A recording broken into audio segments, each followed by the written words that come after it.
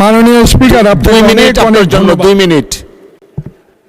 আমরা এই সংসদকে কার্যকর করার জন্য উভয় পক্ষে একটা সম্মতিতে এসেছি।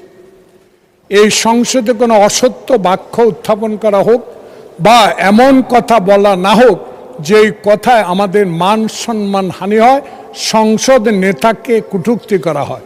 এ বিষয়ে আজকে নতুন প্রজন্মের জুলাই আন্দোলনের নেতা, উনি আমাদের নোয়াখালী অঞ্চলের মাননীয় সংসদ সদস্য, উনি একটি বক্তব্য রেখেছেন। এটাতে আমরা খুবই ক্ষুব্ধ, কারণ আমাদের নেতা উড়ে এসে নাই।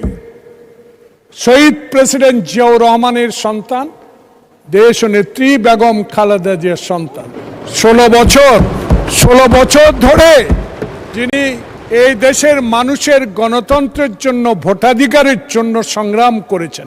আজকে কোনো লুটের ভোটে নয়, 10টা হুন্ডার 20টা গুন্ডার ভোটে নয়, একটা সুষ্ঠু ভোটের মাধ্যমে সংখ্যাগরিষ্ঠ অর্জন করে সরকার গঠন করেছেন। তাই আমরা আজকে যে অসত্য সংসদ নেতা নিয়ে অসত্য কথা বলেছেন, এটা এক্সপান্স করার জন্য আপনার কাছে বিনীত অনুরোধ জানাচ্ছি।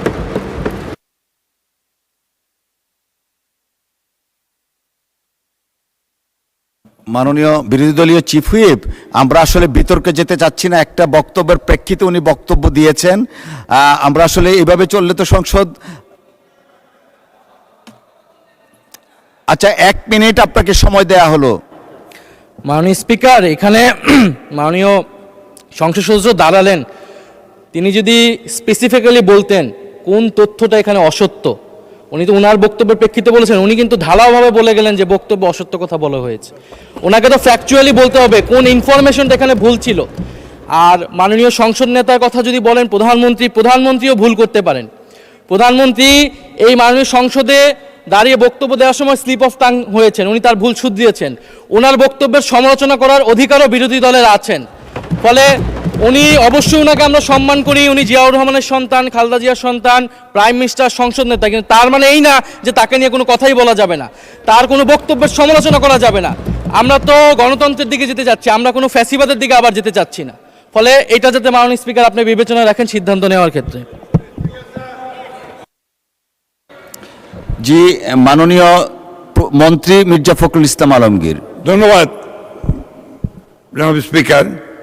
আমাদের মাননীয় ডেপুটি দুঃখিত বিরোধী দলের হুইপ, যে চিফ হুইপ যে কথাটা বললেন, আমার মনে হয় সত্য নয়, সঠিক নয়।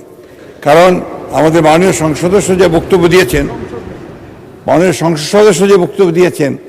বিরোধী দলের, সেই বক্তব্যের মধ্যে তিনি সুনির্দিষ্টভাবেই বলেছেন যে আমাদের সংসদ নেতা, প্রধানমন্ত্রী, তিনি অসত্য বক্তব্য দিয়েছেন। এটারই আপনার আমাদের মাননীয় সংসদ সদস্য জয়নাল আবেদীন এটা আপনার পয়েন্ট আউট করেছেন। প্লিজ লেট মি সে, আমাদের বলতে দিন।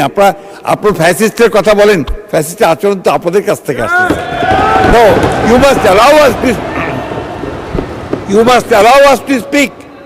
আমি কথা বলছি, আপনারা কথা বলছে, আমরা কেউ কথা বলিনি। মাননীয় মন্ত্রী এদিকে কথা বলেন, অ্যাড্রেস করে প্লিজ।